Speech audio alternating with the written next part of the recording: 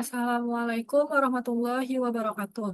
Saya Karina Islami dengan NIM 235136160 ingin mempresentasikan tentang perencanaan sistem pelayanan air minum Majalengka di Kecamatan Sindang.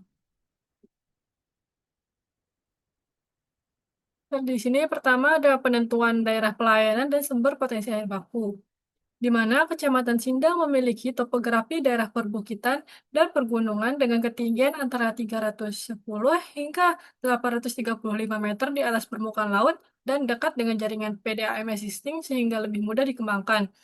Kemudian biaya pembangunan lebih rendah dan pelayanan dapat dilakukan dengan cepat. Di sini kemudian ada sumber potensi air baku, di mana berasal dari air tanah dalam atau deep groundwater. Pemilihan air tanah dilakukan karena memiliki kontinuitas debit yang relatif stabil, kualitas air yang cukup baik, serta lebih sesuai dengan kondisi topografi wilayah pelayanan. Kemudian di sini ada proyeksi penduduk. Berdasarkan hasil proyeksi penduduk dengan metode eksponen terpilih, jumlah penduduk Kecamatan Sindang mengalami peningkatan setiap tahunnya selama periode perencanaan 10 tahun antara 2025 hingga 2035. Pada tahun 2025, jumlah penduduk tercatat sebesar 17.807 jiwa dan diproyeksikan meningkat menjadi 22.211 jiwa pada tahun 2023. Kepada penduduk juga mengalami kenaikan dari 743 jiwa per kilometer perseginya menjadi 927 jiwa per kilometer persegi. Peningkatan jumlah dan kepadatan penduduk ini menunjukkan adanya peningkatan kebutuhan pelayanan air bersih di Kecamatan Sindang pada masa perencanaan. Kemudian ada fasilitas umum pada tahun 2025 hingga 2035 menunjukkan perkembangan yang cukup baik seiring peningkatan jumlah penduduk. Fasilitas pendidikan mengalami penambahan terutama pada tingkat SD, sementara fasilitas kesehatan masih terbatas pada satu puskesmas dan satu politeknik.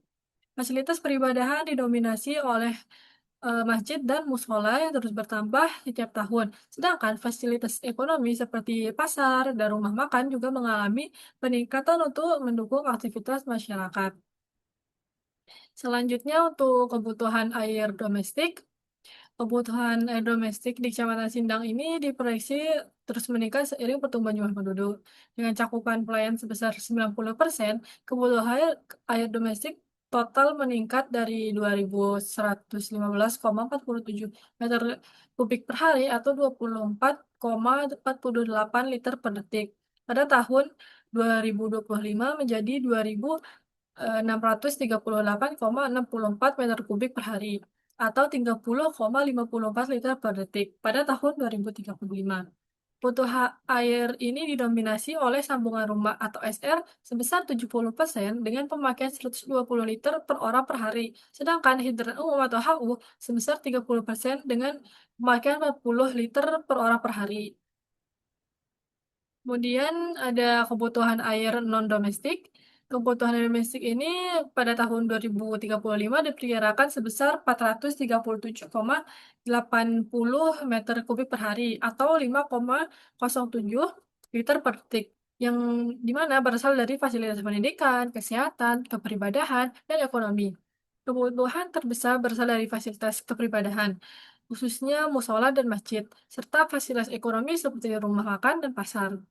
Perhitungan kebutuhan air non-domestik ini mengacu pada standar kebutuhan air bersih berdasarkan jenis fasilitas umum yang umum digunakan dalam perencanaan penyediaan air minum, seperti acuan Direktorat Jenderal Cipta Karya dan SNI Perencanaan Sistem Penyediaan Air Minum. Kemudian di sini ada total kebutuhan air, di mana pada tahun 2023 diproyeksikan sebesar 3.076,44 meter kubik per hari atau 35,61 liter per detik yang berasal dari kebutuhan domestik dan non-domestik. Dalam perencanaan ini ditambahkan tingkat kebocoran sebesar 15% sehingga debit rata-rata harian menjadi 3.537,91 meter kubik per hari atau 40,95 liter per detik. Selanjutnya diperoleh debit harian maksimum sebesar 61,42 liter per detik, debit jam maksimum sebesar 81,90 liter per detik, dan debit harian minimum sebesar 8,19 liter per detik. Tingkat kebocoran dipilih sebesar 15% itu karena masih berada dalam rentang standar perencanaan sistem penyediaan air minum yaitu 10% hingga 20%.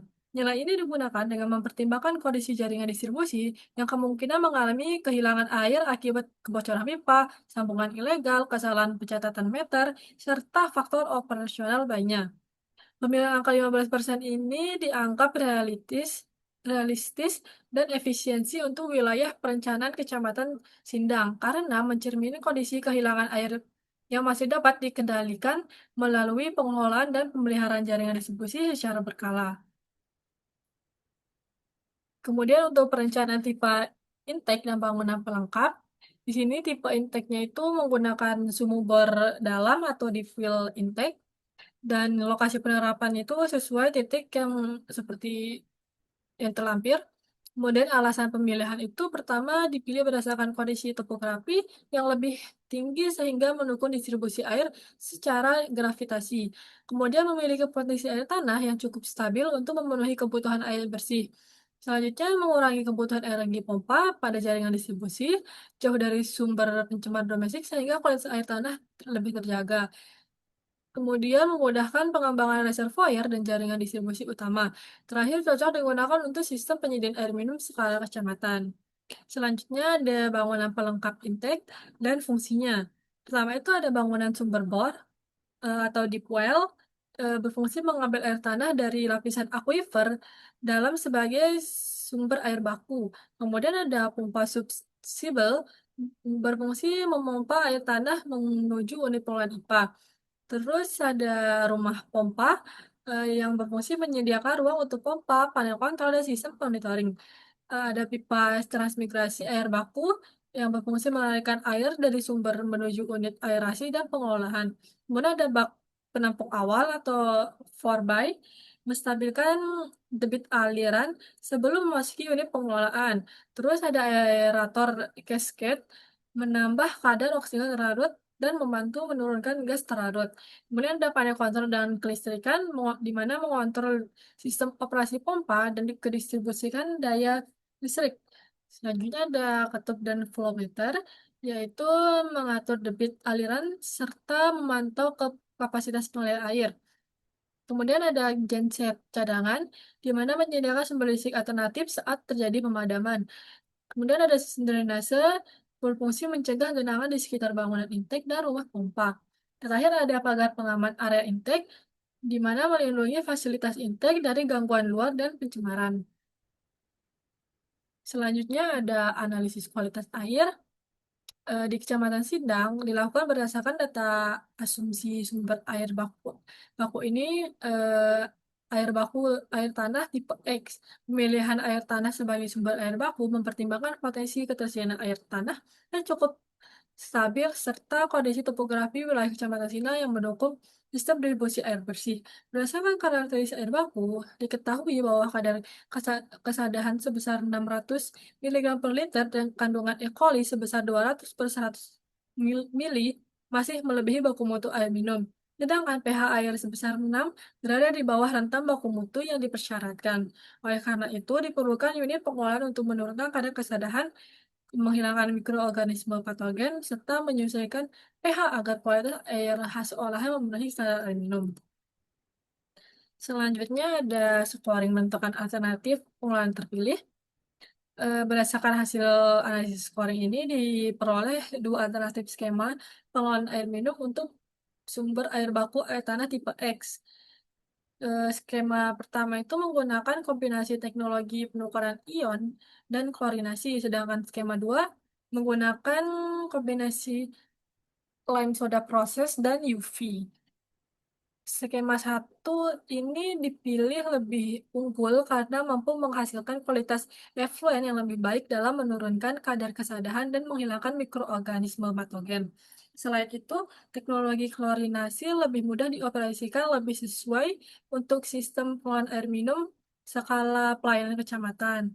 Sementara itu untuk skema 2 memiliki keunggulan pada pengguna bahan kimia yang lebih sedikit, namun memerlukan pengoperasian dan pengendalian yang lebih kompleks.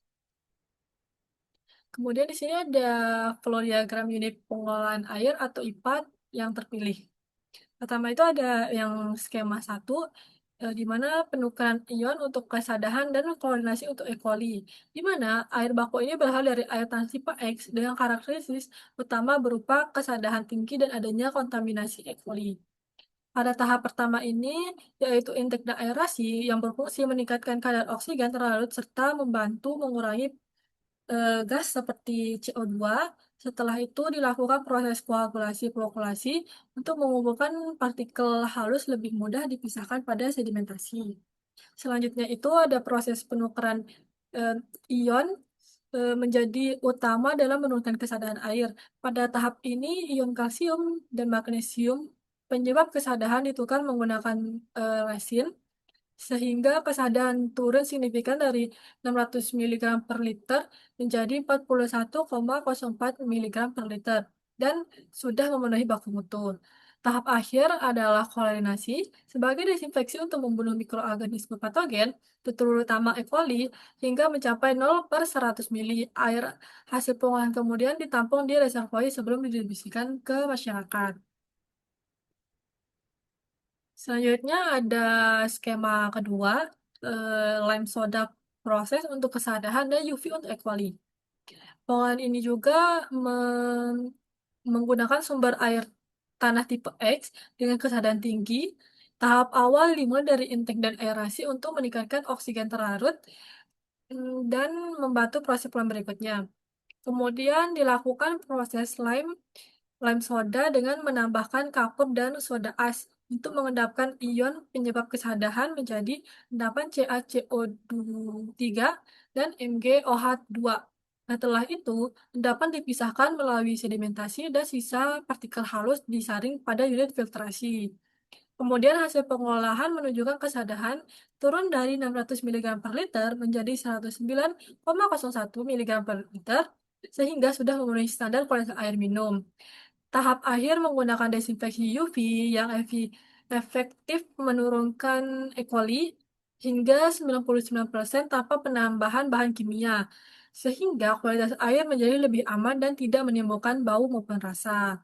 Berdasarkan hasil perencanaan pengolahan air menggunakan sumber air buku air tanah tipe X ini, diperoleh bahwa kedua alternatif pengelolaan mampu menurunkan parameter pencemar hingga memenuhi baku mutu air minum sesuai Permenkes nomor 2 2023. Secara keseluruhan, hasil perencanaan menunjukkan bahwa pengelolaan air tanah tipe X di Kecamatan Sindang layak dikembangkan sebagai sumber penyediaan air minum masyarakat.